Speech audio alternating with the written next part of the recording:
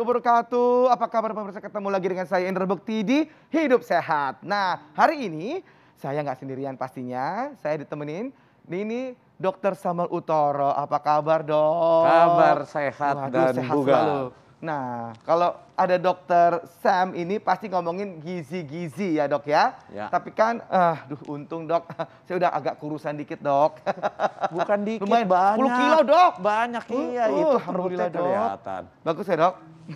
Pasti ini dipastikan karena ini saya udah mulai mengatur pola hidup sehat juga, termasuk makan juga ya, Dok ya. Nah, hari ini kita ngebahas soal makanan asin dan juga yang gandum ya, Dok ya. Nah, hubungannya itu apa gitu ya, Dok ya? Mungkin kita nanti akan ada hubungannya dengan makanan asin dengan penyakit jantung. Nah, sebelum kita bahas, kita akan lihat dulu tayangan berikut ini.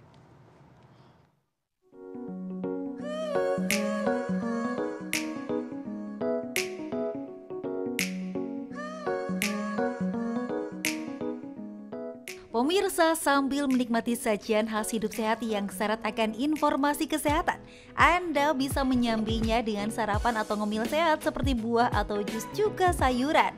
Bukan yang asin-asin dan gurih seperti snack kentang atau ciki-cikian, juga pizza yang rasanya dijamin lebih menggoda. Ya, asin adalah cita rasa yang paling digemari semua orang di dunia. Karena itulah banyak hidangan di berbagai negara selalu membubuhkan garam sebagai penyedapnya.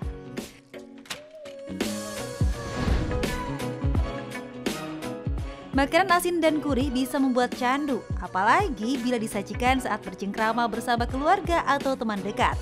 Potong demi potong keripik tak terasa membuat garam pun kian menumpuk di tubuh kita. Pemirsa, kehadiran garam sebagai penyedap utama ini bahkan menjadi sebuah istilah kehidupan yang populer, yakni bagai sayur tanpa garam.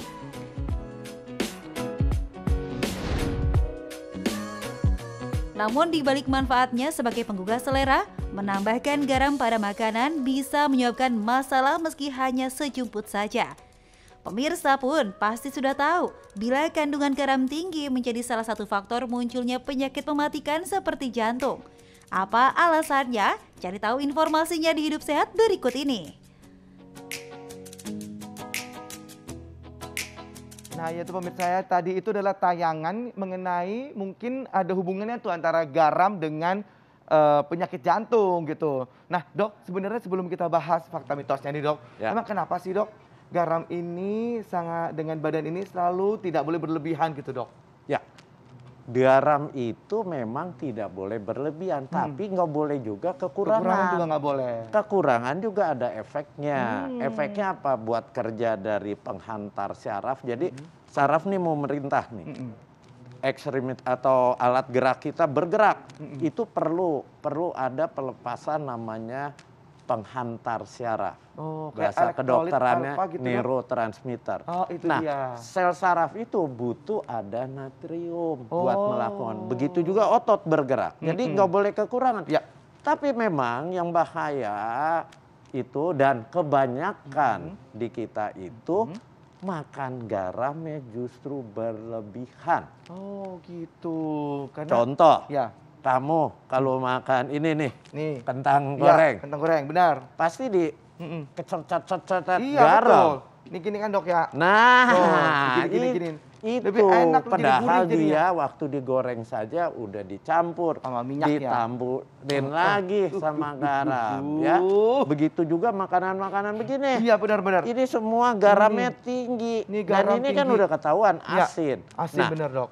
Orang yang makan garam itu tinggi, biasanya dia akan mengikat air, natrium.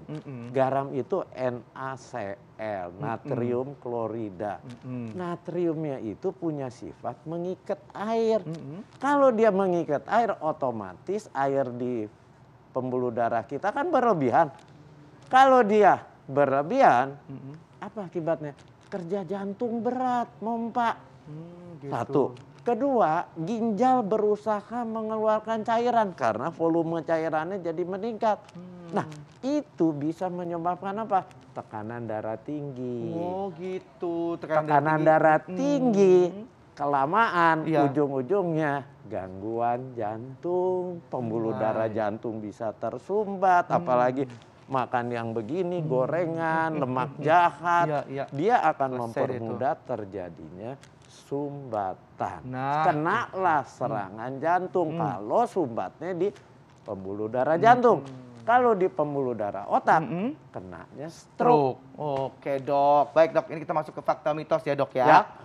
Dok, jadi fakta mitos yang pertama ini, garam laut dan garam Himalaya itu lebih sehat dibandingkan dengan garam meja dok. Fakta atau mitos? Itu sebenarnya mitos. Mitos? Oh, ya, sebenarnya sama aja. saja. Oh baik. Semuanya juga tinggi natrium, ada natrium, tetapi memang ada yang lebih rendah. Lebih rendah itu seperti garam, kalau dibandingkan garam laut dengan garam Himalaya, itu lebih rendah garamnya. Tapi nggak signifikan. Artinya gitu. Kalau Anda makan garam Himalayanya kasih banyak juga, banyak ya, sama aja. Sama aja juga bohong ya dok ya. Iya. Kandungannya juga nggak terlalu Jadi signifikan. Jadi pokoknya garam harus Anda batasi. Batasi.